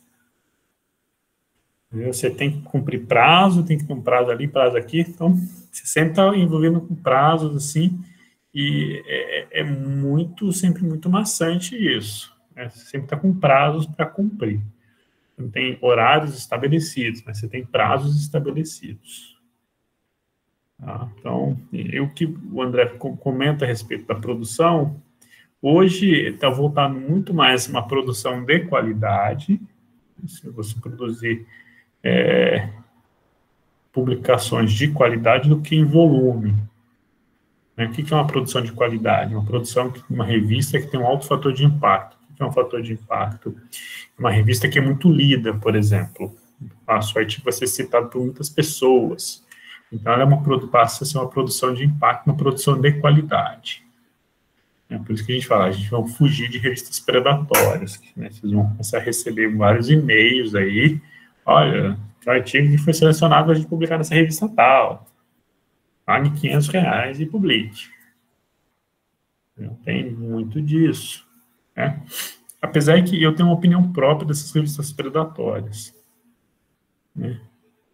Tem todo mundo publicar na Nature, né? Com certeza. E essas revistas predatórias, eu interpreto que ela tem uma função didática, né? No sentido de que a pessoa que está começando o mundo acadêmico, acho que até vale a pena para você entender como é que a coisa funciona, apesar de que eu acho muito caro publicar uma revista dessa. Mas ela tem uma função, tipo assim, tem um impacto para você tem um artigo ali publicado no seu currículo, sabe? É uma motivação para isso, tudo. Então tem essa parte. Porque muitas vezes a gente pensa, vou ter que produzir coisa grande, majestosa, tal, um alto impacto. É difícil, nem sempre é possível, tá? Mais instituições que estão começando agora, falta recurso, tudo, né? Para a gente aqui, né, principalmente os professores que estão envolvidos no programa, os professores do campus Paulo Freire, né, a gente tem muitas demandas de disciplinas, componentes curriculares, né, partes administrativas, quase todo mundo está envolvido com a parte administrativa na instituição, aqui no campus. É raro um professor que não esteja numa parte administrativa. Se não tiver na parte administrativa, até tem uma comissão de alguma coisa aí mirabolante, né? Porque a universidade ela foi criada com o intuito de não ser burocrática, mas ela se tornou a mais burocrática possível, tá? Larissa, que é técnica administrativa, sabe muito bem disso. A burocracia que para lidar com qualquer coisa aqui. Então, muitas vezes a gente acaba sendo refém disso. Então, a demanda pelo tempo é alta nossa. Outro dia eu contei quantos componentes curriculares que eu já ministrei aqui. Já deu 18 componentes curriculares. E aí, como é que você foca numa área de conhecimento para pesquisar, para se aprofundar nisso tudo? Difícil. Tá? Então, a gente está lutando aqui, sobrevivendo, né, para que possa fazer o melhor possível, até para criar o programa. Por isso que, particularmente, o programa é uma vitória, né? A aprovação do programa é uma vitória. Ter vocês aqui no programa, para mim, também é uma vitória. Tá? Além de ser uma vitória pessoal de vocês, é uma vitória para mim também. Tá? Por isso que todo mundo que vem conversar comigo, falando assim, professor, estou abalado, não, eu sento, eu ligo, converso, olha só, eu faço de tudo para vocês ficarem, tá, com a gente, tá bom? Então, essa é a minha mensagem aí, fiquem com a gente aí, tá bom? Dá certo, né, professor? Porque teve 2 já que entraram em contato contigo. Porque a conquista é do grupo, entendeu? Porque vocês fazem parte dessa história também, tá? Então, vamos lá, junto, a gente vai construir isso juntos, tá bom? Cada um carrega um tijolo, se não puder carregar tijolo, carrega uma pá, e a gente vai construir isso juntos, tá bom? Então, essa é a mensagem final que eu coloco para cada um de vocês aí, tá? Agradeço a presença de todos aí, tá bom? Tainan, pode falar aí. Não, já vai encerrar. Eu estava caçando energia, porque a gente está aqui conversando sobre essa questão da disponibilidade do tempo de organizar e tal, e para mim o pior horário de estudo para mim é à noite. Então, assim, eu já tenho um problema muito grande com isso, fiz toda a minha graduação e eu não conseguia me organizar. Como o professor André disse, eu mesmo não consigo virar à noite, eu tive que ficar algumas vezes realmente, assim, mesmo na força do ódio, mas é muito desgastante, né, isso. Então, e ao mesmo tempo é muito válido todas essas questões que a gente tem aqui discutido, porque realmente a gente não sabe como, pelo menos eu, né, não sei como lidar com tudo isso, sabendo que nós temos outras obrigações e não temos como abrir mão, né, abrir mão delas. Então, o pessoal todo colocou aí que seria muito essencial essa questão da bolsa e tudo mais, para que a gente pudesse ter uma dedicação exclusiva. Porém, a gente sabe que não é assim, né? Não é só assim, não é só querer, principalmente com a situação do governo que a gente está vivendo, né? Que não é o caso aqui, que não vou adentrar. Mas o que eu queria mesmo era parabenizar, né, a todos os dois professores, também o professor João também, que contribuiu um pouco aí essa noite com a gente, e falar um pouco do trabalho, né, que a gente está fazendo, que eu vou fazer, que a gente está propondo em realizar com o professor André, realmente pensando tudo que ele já colocou, mas pensando qual que é realmente o nosso papel com a pesquisa, tendo todo a nossa história, né, todo o nosso histórico e também o histórico também de preposições que é colocado pelo sistema mesmo, de como realizar, né, esse sentido de quantidade e não da qualidade. E eu venho de um curso, né, que é um curso multidisciplinar, né, da graduação, que é Educação do Campo, só que com ênfase em ciências humanas. Então, era bem geral, eu estudava História, Geografia, Filosofia e Sociologia. Então, como decidir o que fazer dentro de um leque de possibilidades, né, e, ao mesmo tempo, por se tratar de um curso também que foi construído pelos movimentos sociais, a gente tinha muito essa pegada da luta política, né, também. Então, era um curso muito político e que debatia também essas outras questões de reconstrução de como que nós devemos nos colocar até mesmo no lugar da pesquisa. Então, hoje, até mesmo as construções de alguns artigos meus, eles são dentro de um viés mesmo de uma educação popular, dentro dos movimentos, né, que sai um pouco dessa lógica, que pressupõe aí o sistema.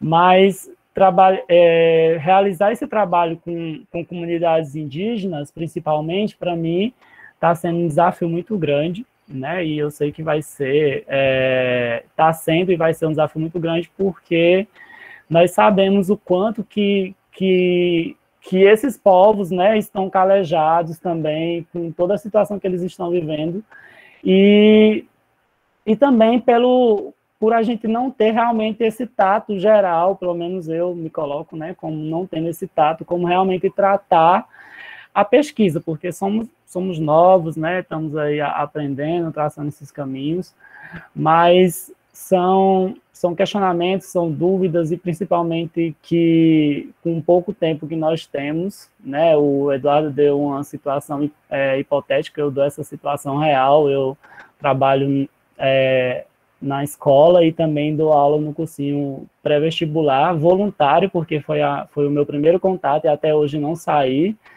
porque foi a primeira oportunidade, né, de trabalho que eu tive para poder, por conta dessa questão predatória que a gente tem que construir, né, um currículo. Então, a gente não tem muito o que aceitar. O professor André recebia 4,50. Eu, professor André, além das minhas bolsas, foi só trabalho voluntário. A vida toda é trabalho voluntário. E aí agora, esse ano, estou desenvolvendo o meu primeiro trabalho. E aí, na questão que o professor... Agora me fugiu, não sei se foi o professor João ou foi o professor Vanderlei, que colocou a questão da gente sempre não olhar somente para a nossa área. Eu estou formado em Ciências Humanas e Sociais e atuo na área de Matemática, dando aula de Matemática. Então, assim, é uma questão que também pega muito a gente, porque a gente tenta descobrir aquilo que a gente quer, mas nem sempre o que a gente quer é o que está sendo colocado ali, né? Então, é um desafio muito grande, mas parabenizo, viu, o professor André, o professor Vanderlei, o professor João, pela trajetória, pelos incentivos também. Agradeço ao professor André pela tranquilidade, pela orientação que ele está tendo comigo também. E espero que dê tudo certo, né? Até agora eu não descobri se vai dar certo, não, mas eu como o professor João falou, eu escolhi não desistir, né? Então vamos lá. Um abraço, boa noite, viu, gente? Foi ótimo. Larissa? Eu só queria dar um recadinho rápido e pedir para a turma, gente, apareça mais nos vídeos para a gente se conhecer. Já não tem aula presencial, então é bom a gente se conhecer. Não precisa estar arrumado nem maquiado, mas dá um oi aí de vez em quando. Só tem que estar de calça, JP. É verdade, Lari. Verdade, verdade. A gente fica numa solidão, né? Aí é bom ver a E galera. no final de semana, professor André, infelizmente, minha cerveja não abre mão não, viu, gente? Desculpa aí. Eu espero que dê tudo certo durante a semana e com esse apirreu todo, mas meu final de semana... Não vou dizer que você tá errado não, viu? Não vou dizer que você tá errado, não. Por favor, não me apirrei no final de semana, por favor. Não, pode ficar tranquilo, pode ficar tranquilo. Pode ficar tranquilo, Larissa. A gente há de fazer um churrasco, todo mundo junto aí. Né? Só uma boa carne aí. Né? Tomar um tereré, né? Eduardo toma chimarrão e eu tomo tereré. Tá? É verdade. Aqui para nós tem que fazer churrasco de ovo, porque ninguém tá podendo comprar carne mais, não. Eu ia falar assim, tá osso não, porque o osso também tá vendendo, né? É, tá vendendo, verdade. Tá bom. Mas a gente há de se encontrar ainda aí, tá? Então, agradeço a presença de todos aí. Uma boa noite, tá? Se cuidem. E logo a gente vai estar todo mundo junto, acredito aí. A gente fazer uma bela foto, todo mundo junto, primeira turma aí, né? Vamos ter esse momento sim, tá? Ter um pouco de paciência só, tá bom? Um abraço a todos e uma boa noite a todos aí. Valeu, pessoal. Boa noite. Um abraço. Boa noite. Boa noite, pessoal. Boa noite, pessoal. Um abraço. Boa noite, pessoal.